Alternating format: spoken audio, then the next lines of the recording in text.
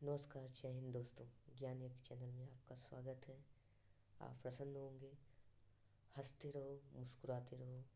इस नीति पे, इस नियम पर आप चल रहे होंगे और ना भी चल रहे होंगे तो चलने का प्रयास कीजिए। हर दिन, हर क्षण, हर पल आपके लिए उपयोगी है। इसको खूब अच्छे तरीके से जियो। निराशा का कोई मतलब ही नहीं है। हमेशा उत्थान की गति की ओर चलिए। न रहो न निराश, करो मन को, कुछ काम करो, कुछ काम करो। नमस्कार। आज नीतिशास्त्र का ये टॉपिक नंबर 1 जो था उसका पार्ट 2 है और हम प्रारंभ करते हैं क्लास की। नैतिकता का आयाम, भारतीय और पाश्चात्य। नैतिकता के जो आयाम हैं उसमें भारतीय मानक क्या कहते हैं और पाश्चात्य मानक क्या कहते हैं। भारतीय मानक में आश्रम धर्म होता है। धर्म कर्म को गीता के अनुसार देखकर काम देखते हैं और एक सामान्य धर्म होता है और एक वर्ण धर्म होता है। पाश्चात्य में देखते हैं तो मानकीय नीतिशास्त्र, विवरणात्मक नीतिशास्त्र, मेटा एथिक्स, प्रयोगात्मक एथिक्स। हम मानकीय एथिक्स पढ़ चुके हैं। मानकीय एथिक्स वही है, स्टैंडर्ड एथिक्स, जो सही गलत उचित अनुचित आदि का निर्णय लेता है। मानकीय नीतिशास्त्र में आपने पढ़ा होगा नियमवादी, प्रयोजनवादी और सद्गुण। ये हो गया हमारे मानकीय। विवरणात्मक मतलब हो गया उसको एकदम व्याख्या करके नीतिशास्त्र को लिखना। और प्रयोगात्मक में अप्लाइड इथिक्स में जो है, अप्लाइड इथिक्स में है हमारा चिकित्सा नीतिशास्त्र, व्यापार नीतिशास्त्र और पत्रकारिता नीतिशास्त्र। मेटा एथिक्स आप देख ही लिए। मेटा एथिक्स का मतलब होता है कि मान लीजिए कोई पहलू हो, उसका एक तर्क हो, विश्लेषण किया जा सके, निर्णय नियम निकाला जा सके, वो है मेटा एथिक्स। ठीक, अब आप चलते हैं अगले पॉइंट में। और ये याद करने का विधि यही है कि आप इसको ऋग्वेद के हिसाब से याद कर लीजिए। धर्म कर्म, धर्म कर्म। अब धर्म को 2 भागों में बांट दिया, एक आश्रम धर्म, एक धर्म कर्म गीता के अनुसार, एक सामान्य धर्म और एक वर्ण धर्म होता है कि हमारा जो वर्ण है वो उसके अनुसार भी क्या धर्म है। ठीक, अब आते हैं हम नीतिशास्त्र के निर्धारक क्या क्या हैं। नीतिशास्त्र के निर्धारक में देखते हैं एक आंतरिक होता है, एक बाह्य होता है। एक आंतरिक होता है और एक बाह्य होता है।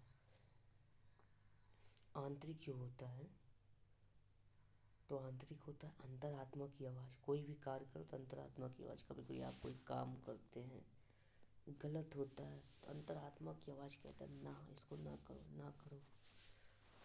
और कभी कभी सही होता है तब भी बात होता है। ये अंतरात्मा की आवाज़ तभी सुना जा सकता है जब हम स्थिर हों, जब हम ध्यान करते हों, हम अपने आप पर विश्वास करते हैं, हर कृत्यों में विश्वास करते हैं, तब अंतरात्मा की आवाज़ सुनाई देती है। वरना मन की शक्ति इतनी हावी होती है कि हम अंतरात्मा की आवाज़ सुन ही नहीं पाते। अब दूसरा पॉइंट आता है संस्कृति की। संस्कृति जानते हैं कैसे बनता है। ये हमारा पर्यावरण, हमारा समाज, हमारे परिवार, शिक्षक आदि अनेक परिस्थितियों में हमारी संस्कृति का निर्माण होता है। हमारा दर्शन धर्म क्या है, मनोवैज्ञानिक पहलू क्या है, परिवार समाज स्वैच्छिक कार्य क्या है, ये हमारे हो गए आंतरिक मूल्य। ठीक, अब आते हैं वाय में। वाय अर्थात नीतिशास्त्र के निर्धारक के रूप में हमारे अगर देखें तो वाय कारक क्या है, तो संविधान है, कानून है, न्यायपालिका है, लोक प्रचार है, नौकरशाही की भागीदारिता है। संविधान में आप प्रस्तावना देख सकते हैं। प्रस्तावना हमारा क्या कहता है, प्रियम्बल कहता है समानता की बात करता है, न्याय की बात करता है, अवसर की बात करता है, भातृत्व की बात करता है। ये हमारा संविधान भी कहता है। ठीक, अभिव्यक्ति की आज़ादी देता है, आजीविका का साधन देता है, मानवीय मूल्यों से युक्त जीवन जीने का अधिकार देता है। कानून में देखते हैं तो कानून में हमारा, जैसे आप देख सकते हैं, समलैंगिकता कानूनी रूप से इसे वैध कर दिया गया है, परंतु नैतिक रूप से देखा जाए तो यह अभी भी समाज में इसका विरोध होता है। सबरीमाला केस आप कह सकते हैं। सबरीमाला केस में क्या है कि उसको कानूनी रूप से अगर देखा जाए तो इसमें एंट्री किया गया है, लेकिन अगर न्यायपालिका का जो आदेश है उसके आधार से देखा जाए तो सबरीमाला में तो एंट्री है, लेकिन अगर नैतिक रूप से या इथिकल रूप से देखा जाए या मतलब समाज के परिदृश्य से देखा जाए तो अभी भी एंट्री नहीं किया जाता है, अनैतिकता किया जाता है। इसी प्रकार लोक प्रचार है और नौकरशाही की भागीदारिता है। नौकरशाही की एक फाउंडेशनल वैल्यूज होते हैं, बुनियादी मूल्य होते हैं। आते हैं निजी संबंधों में नीति शास्त्र। क्वेश्चन आता है कि नीति शास्त्र क्या है। क्वेश्चन यही रहता है कि नीति शास्त्र क्या होता है। ठीक, उसके बाद निजी संबंधों में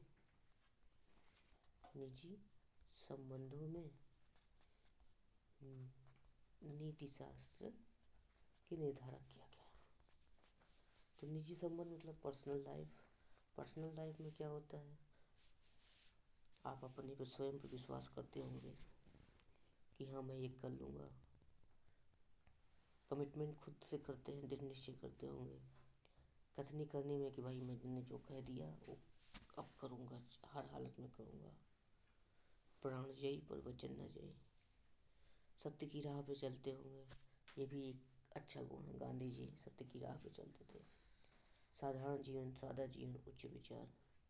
आप गांधी जी को एक हिसाब से देख सकते हैं, स्वयं में भी ऐसी प्रेरणा होती जो निजी संबंध होता। पिताजी को देख लें, माता जी को देखें। सत्यनिष्ठ और कर्मशील की बात करें तो सत्यनिष्ठा और कर्मशीलता। सत्यनिष्ठा का मतलब होता है, सबसे बड़ी बात, जब आपको कोई ना देख रहा हो, जब आपको कोई ना देख रहा हो, ऐसी स्थिति में जब आप कोई कर्म करते हैं वो भी ईमानदारी के साथ, सच्चाई के साथ, अच्छाई के साथ, तब उसे कहते हैं सत्यनिष्ठा। जैसे आप तैयारी करने के लिए घर से बाहर होंगे, कहीं कमरा लिए होंगे या कुछ भी, तो ऐसी स्थिति में अगर आप कर्म जो करेंगे वही आपकी सत्यनिष्ठा है। परिवार को ये पता है कि आप पढ़ाई करने गए हैं, अगर आप किसी अन्य रास्ते पे हैं तो ये आपकी सत्यनिष्ठा है। तो यही है सत्यनिष्ठा। सत्यनिष्ठा होना बहुत जरूरी है व्यक्ति के जीवन में। अब हम देखते हैं कि ईमानदारी, वफादारी, साहस, नेतृत्व, प्रेम और करुणा का विषय, भावनात्मक समझ होनी चाहिए, खुशहाल जीवन होना चाहिए, इंस्पायर पीपल, लोगों से इंस्पायर हो। ठीक, लेकिन अगर कहा जाए उन्हीं की राह दिशा में चला तो ये मुश्किल है। इंस्पायर होना ठीक है कि हाँ ठीक है, इनके मूल्यों को हम देखते हैं, सही गलत अपने शरीर के अनुसार ढाल कर हम आगे बढ़ते हैं। कभी कभी क्या होता है कि हम हीरो को से इंस्पायर हो जाते हैं। अगर वो गुटखा का प्रचार कर रहे हैं, गुटखा का, संजोग का, पान मसाला का, तो प्राय हम सब उनसे मोटिव होकर के हम भी शुरू कर देते हैं। हालांकि नैतिकता या नीतिशास्त्र के हिसाब से गलत है विज्ञापन। इस पे सरकार ने रोक भी लगाया था।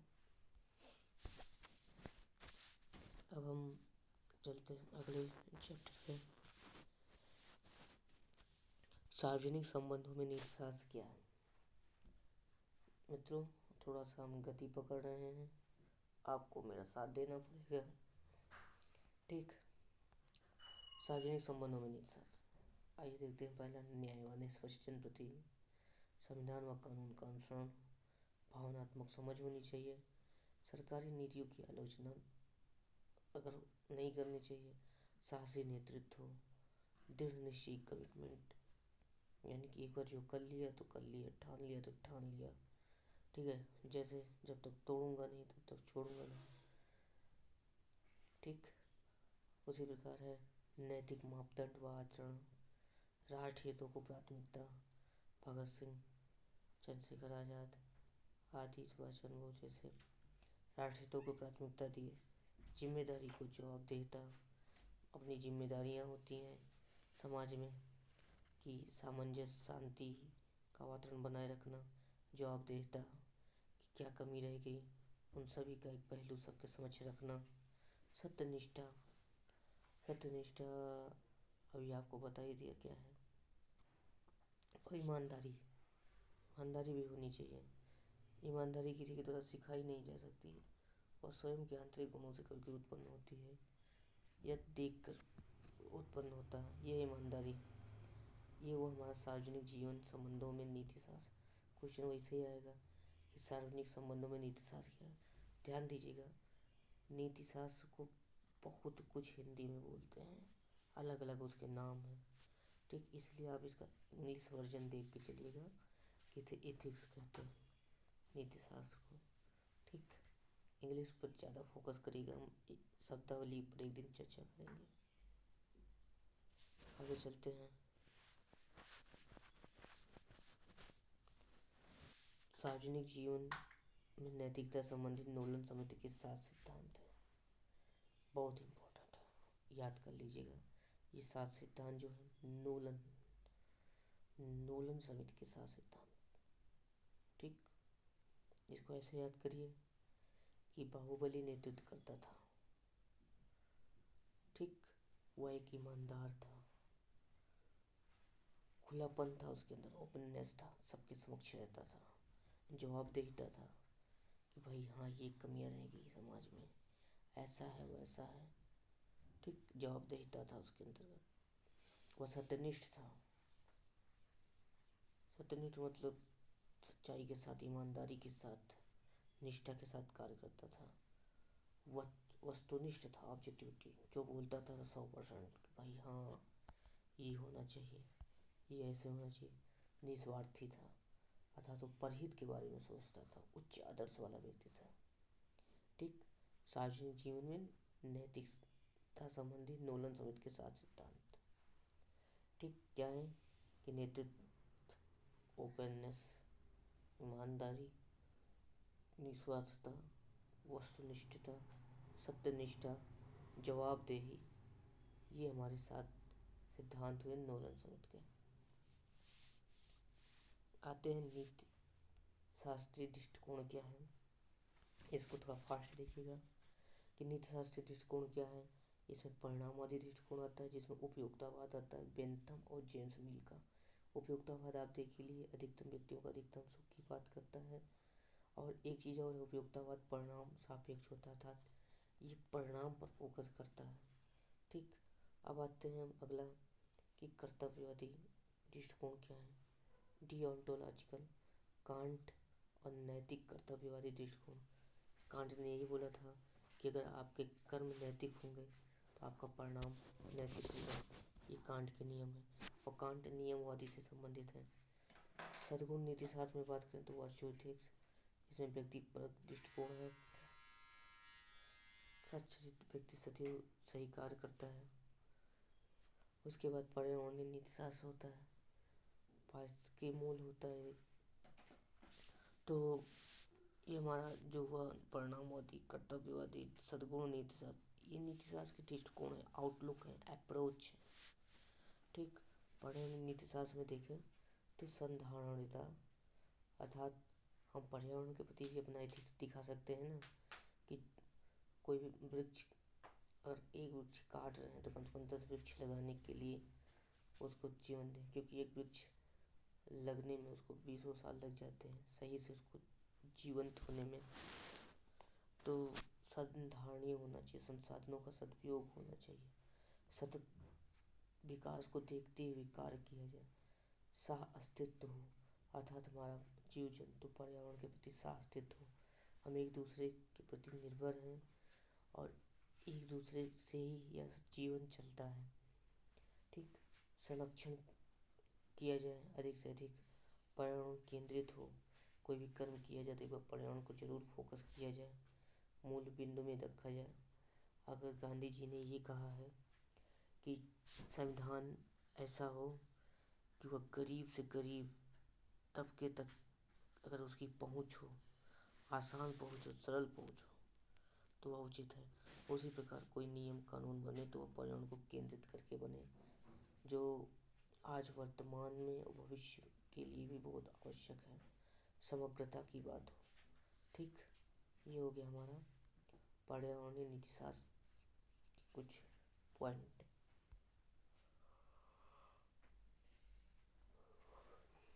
अब बात करते हैं इसके जो रिसेंट एग्जाम्पल देख सकते हैं। Mother nature are living being. Madras उच्च न्यायालय ने कहा कि मदर नेचर एक जीवित प्राणी है जिसे एक नागरिक की तरह अधिकार, कर्तव्यों व जिम्मेदारियों के साथ कानूनी व्यक्ति का दर्जा प्राप्त है। प्राकृतिक पर्यावरण जीवन के अधिकार के बुनियादी अधिकारों का हिस्सा है। ठीक, ये हो गया मद्रास उच्च न्यायालय ने जो बात कही। ऐसे ऐसे एग्जाम्पल है, आप एग्जाम्पल को दे ही सकते हैं, कोई गलती नहीं है। रिसेंट एग्जाम्पल में आप देख सकते हैं कि लाइफ एक नया दृष्टिकोण है। ठीक, life style of for environment, पर्यावरण हेतु जीवन शैली, COP26 क्लास को प्रधानमंत्री नरेंद्र मोदी ने इसको दिया था। लाइफ लाइफ का मतलब है life style for environment. Life में कुछ व्यक्तिगत प्रयास किए गए हैं, जैसे कि आप घर पे रह कर के ऊर्जा की बचत कर सकते हैं, कार की जगह पे साइकिल का प्रयोग कर सकते हैं, सार्वजनिक परिवहन का प्रयोग कर सकते हैं। एक व्यक्ति जाता है और बड़ी सी कार लेकर जाता है, प्रदूषण उतना ही करता है। 1 किलोमीटर चल रहा है तो प्रदूषण उतना ही करेगा। अगर हम उसी सार्वजनिक बस पे बैठ के चलेंगे, हालांकि समय थोड़ा लगेगा, 5 मिनट 10 मिनट, लेकिन प्रदूषण कम होगा। वनारोपण किया जाए अधिक से अधिक। और इसी पर एक योजना आया है, एक पेड़ माँ के नाम।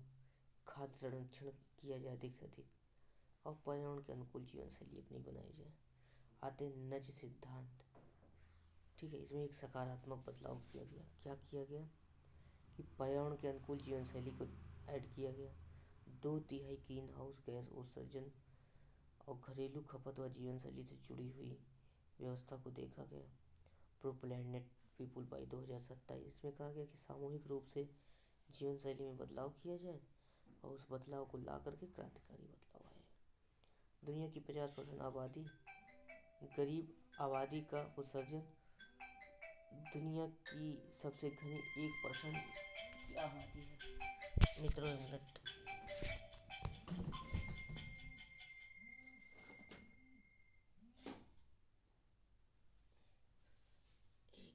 दरअसल मोबाइल का अलार्म बजने लगा और एक दूसरी क्लास को भी ऐड करना था इसी में, हालांकि कोई बात नहीं। और हाँ, सिद्धांत था, क्योंकि हमारा नर सिद्धांत और पर्यावरणीय इथिक्स का एग्जाम्पल भी हो गया। अब आते हैं नीति शास्त्रीय मानकों के सोर्स। मित्रों, इसमें हम बताएंगे कौन ज़्यादा इम्पोर्टेंट है। अभी जो ऊपर आप देखिए उसका एग्जाम्पल देखते हुए देख लीजिए कि हाँ, सार समझ लीजिए कि पर्यावरण एथिक्स क्या है, परिणामवादी क्या है। ठीक है, और ये परिणामवादी क्या है, कर्तव्यवादी दृष्टिकोण क्या है, सदगुण निसर्ग पर्यावरण, ये सब आप एक बार हल्का हल्का जाने रहिए, क्योंकि आगे इसका काम आएगा। कहाँ? Case study. केस स्टडी मज़ा ही आ जाएगा पढ़ने में। अब देखते हैं नीति शास्त्रीय मानकों के स्रोत क्या हैं। उपयोगितावादी दृष्टिकोण, अधिकारवादी दृष्टिकोण, निष्पक्षता व न्याय दृष्टिकोण, आम भलाई का दृष्टिकोण, सद्गुण का दृष्टिकोण। अप्रोच, उपयुक्तवादी भी आप देख ही लिए। अधिकार दृष्टिकोण की हमारा अधिकार मिलता है, एक संवैधानिक अधिकार और एक प्राकृतिक अधिकार। संवैधानिक अधिकार में देखते हैं जैसे कि हमें अभिव्यक्ति की आज़ादी मिली हुई है, तो नैतिक रूप से अगर देखा जाए, एक नैतिक व्यक्ति जो होगा वो उत्थान के लिए या प्रगति के लिए वो अपने अभिव्यक्ति का प्रयोग करेगा। लेकिन उसी स्थान पे एक अनैतिक व्यक्ति क्या करेगा, हेट स्पीच का उपयोग करेगा। हेट स्पीच का तात्पर्य है कि दूसरों की आलोचना करना, ठीक। उस वो भी आलोचना कैसा है, नकारात्मक ढंग से किए करे, कि किसी की बुराई करे, गाली दे दे या कुछ भी डांट, ये हो गया हमारा हेट स्पीच। अब बात करते हैं हम निष्पक्षता, न्याय व दृष्टिकोण। इसका भी एक यही है कि भाई जब हम कोई न्याय करें या कोई निर्णय लें या कोई नियम बनाएं तो निष्पक्ष होकर के बनाएं, इम्पार्शियलिटी होकर के बनाएं। न्याय करें तो अच्छे बुरे, सही गलत, या क्या सही क्या गलत, इन सब का निर्णय करते हुए हम कोई निर्णय लें। ये हो गया हमारा आम भलाई का दृष्टिकोण, ठीक है। सद्गुण का दृष्टिकोण, ये आपको ध्यान देना है। क्वेश्चन इन्हीं पॉइंटों को उठा करके बनाएगा, आपको इन शब्दावली को समझना बहुत आवश्यक है। सद्गुण का दृष्टिकोण यही है कि विवेक ही सद्गुण है, विवेक ही सद्गुण है। जैसा कि आप आगे पढ़े थे, प्लेटो ने कहा था। और आत्मा की 3 शक्तियाँ होती हैं। आत्मा की 3 शक्ति होती है। कौन कौन सी? आपने देखा होगा, बुद्धि, ठीक है। और बुद्धि का सद्गुण क्या है? विचार, ठीक। दूसरा क्या था हमारा? दूसरा हमारा था संकल्प शक्ति, ठीक है। संकल्प संकल्प शक्ति। और संकल्प शक्ति का सद्गुण क्या होता है? तो संकल्प शक्ति का सद्गुण साहस होता है। क्या होता है? साहस। और तीसरा आपने पढ़ा होगा क्या? तीसरा आपने पढ़ा होगा, आप पढ़े होंगे आत्मनियंत्रण, ठीक। या कह सकते हैं संवेदन शक्ति, सॉरी, संवेदन शक्ति। संवेदन शक्ति का सद्गुण क्या है? आत्मनियंत्रण, ठीक है। अर्थात विवेक विचारता है, संकल्प उसको संभालता है, उनके आदेशों का पालन करता है और उन्हें साहस देकर के आगे बढ़ाता है और आत्मनियंत्रण द्वारा उन्हें शिखर पे पहुंचाता है। ये हमारा सद्गुण दृष्टिकोण है।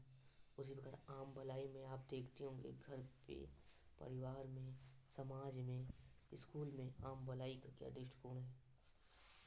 निष्पक्षता, न्याय। आप बोलते होंगे भाई जो न्याय हो, निष्पक्ष हो, मूवी देखते होंगे।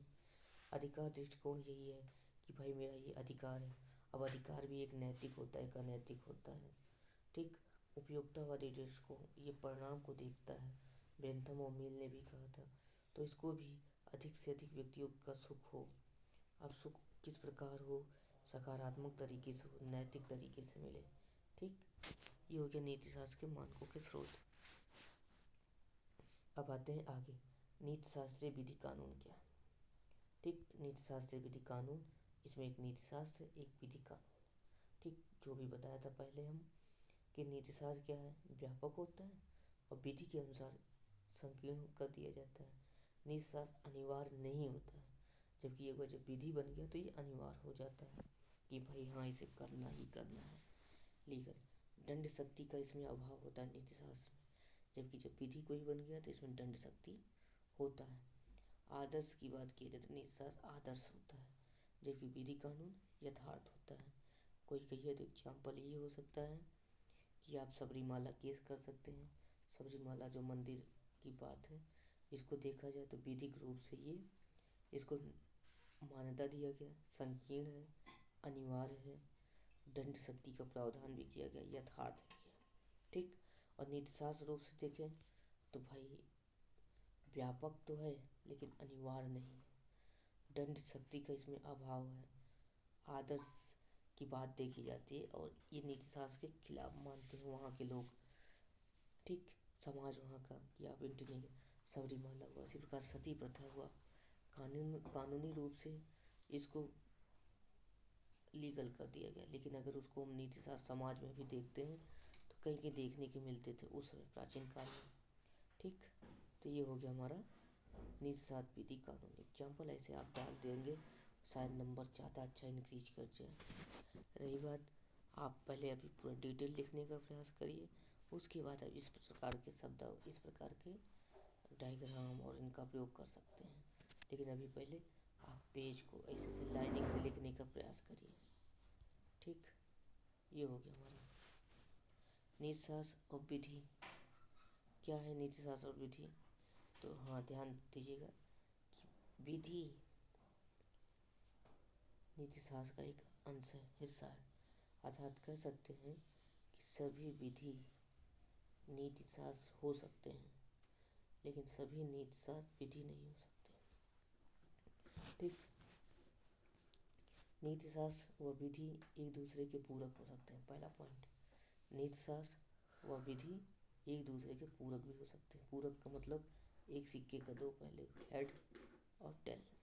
ठीक, अगर हेड है तो टेल नहीं दिखाई देगा, टेल है तो हेड। जैसे प्राचीन समय में पर्यावरण का संरक्षण नीति शास्त्र का एक भाग था। आप सुने होंगे, एक मंत्र है, ठीक है, कहते हैं कि शरीर पंच तत्व से मिलकर बना है।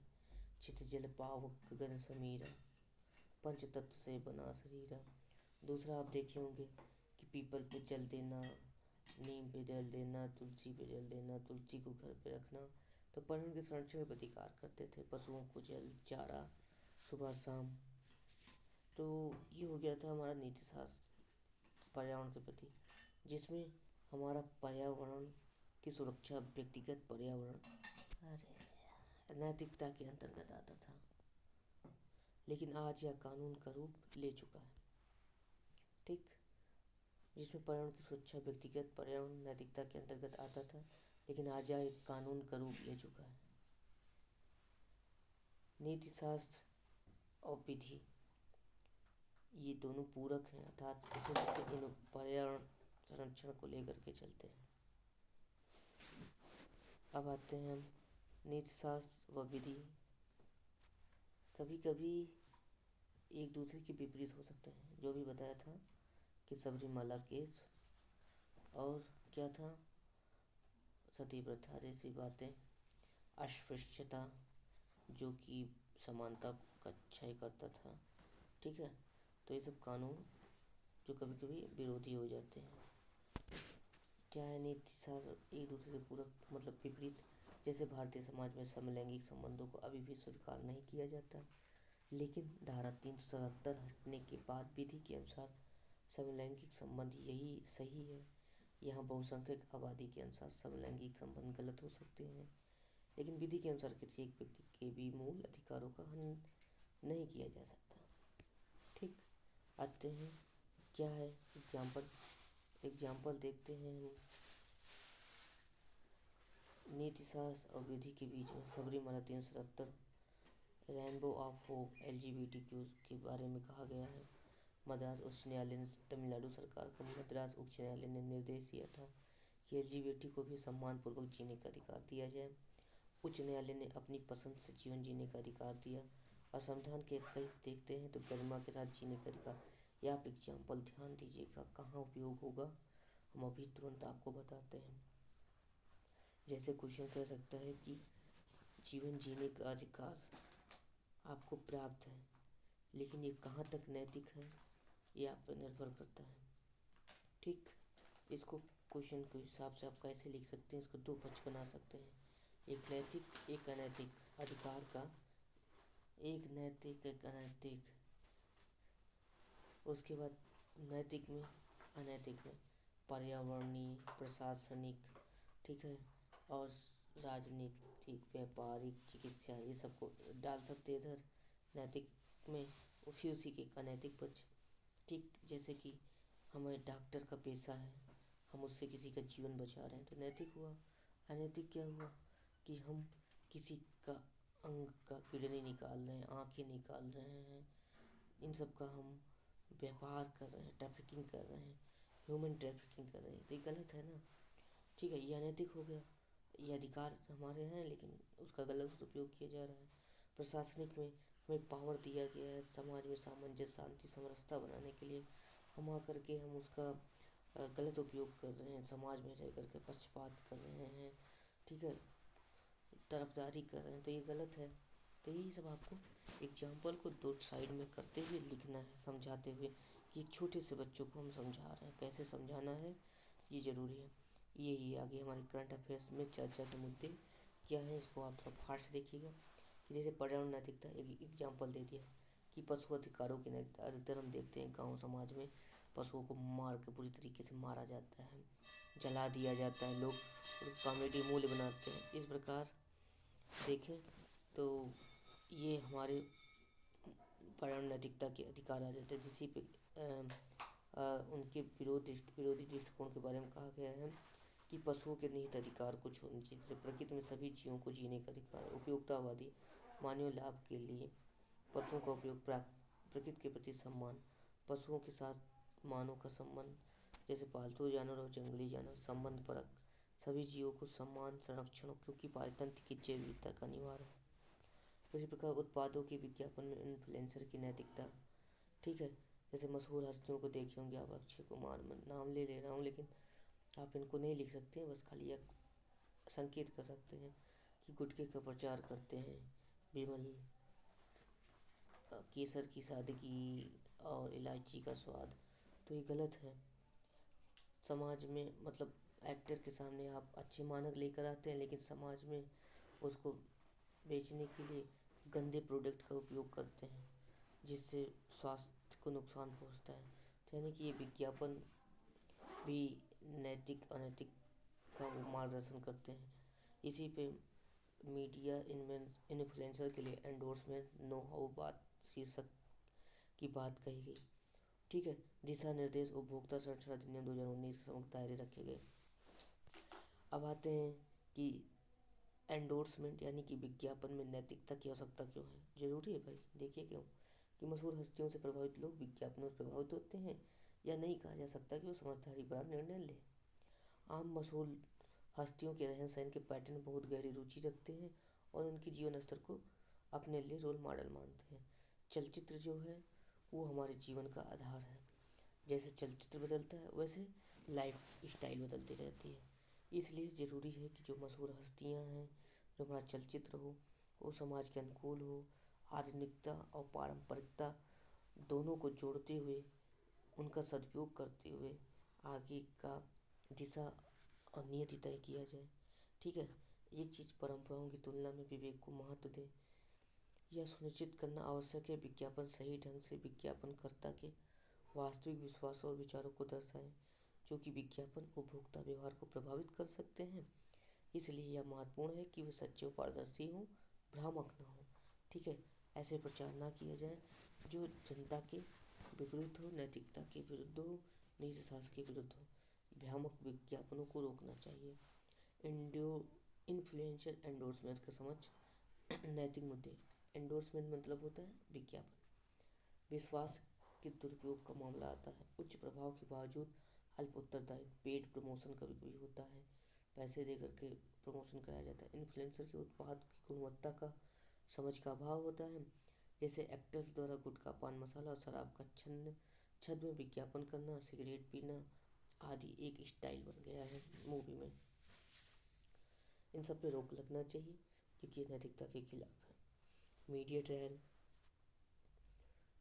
स्वतंत्र वाक और स्वतंत्र सुनवाई के बीच का एक द्वंद्व हो जाता है, क्योंकि मीडिया भी अनैतिक कार्य करने लगता है, वो गलत न्यूज़ को दिखाने लगता है, भ्रामक अफवाह फैलाने लगता है, ठीक है। Trial by media, that dichotomy between free speech and free trial, the dichotomy between free speech and free trial. Bharat के मुख्य न्यायाधीश NV रमन्ना, ध्यान दीजिएगा, NV रमन्ना ने मीडिया, विशेष रूप से इलेक्ट्रॉनिक और सोशल मीडिया कंगारू कोर्ट चला रही है। आरसी तलवार मामले में भी न्यायाधीश ने स्पष्ट किया था कि मीडिया ट्रायल अदालतों की न्यायिक स्वतंत्रता को बाधित करता है और सुनवाई की प्रक्रिया में हस्तक्षेप करता है।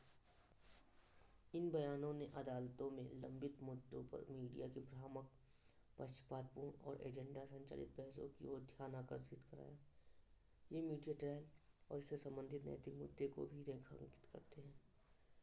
मीडिया ट्रायल में शामिल नैतिक मुद्दे क्या हैं? निष्पक्ष सुनवाई के अधिकार में बाधा आती है, वाक और प्रेस की स्वतंत्रता का दुरुपयोग होता है, व्यक्ति की गरिमा का दुरुपयोग होता है, ठीक है। कभी कभी सरकारी संस्थाओं पर विश्वास में कमी आने लगती है और पत्रकारिता एक नैतिक संहिता का उल्लंघन करता है, ठीक। ये नैतिक मीडिया ट्रायल में शामिल नैतिक मुद्दे हो गए। मीडिया नैतिकता होती है कि मीडिया में एक नैतिकता होनी चाहिए कि विश्वसनीयता हो, उसमें निष्पक्ष जानकारी दे, स्वतंत्र रूप से काम करे, जवाबदेही और पारदर्शिता हो। यही तो होता है मीडिया, यही तो है लोकतंत्र का चौथा आधार, ठीक है। विधायिका, कार्यपालिका, न्यायपालिका के बाद हमारा चौथा स्तंभ मीडिया होता है। अगर ये विश्वसनीय नहीं होगा, क्योंकि आज की जो दुनिया है वो डिजिटलाइज है, क्षण सेकंडों में, क्षण मिनटों में एक खबर कहाँ से कहाँ पहुँच जाता है, इसलिए बहुत ज़रूरी है कि मीडिया में नैतिकता बनी रहे। सच की खोज कर सबके सामने लाना, आत्मनियंत्रण मीडिया की एक एथिक्स होती है।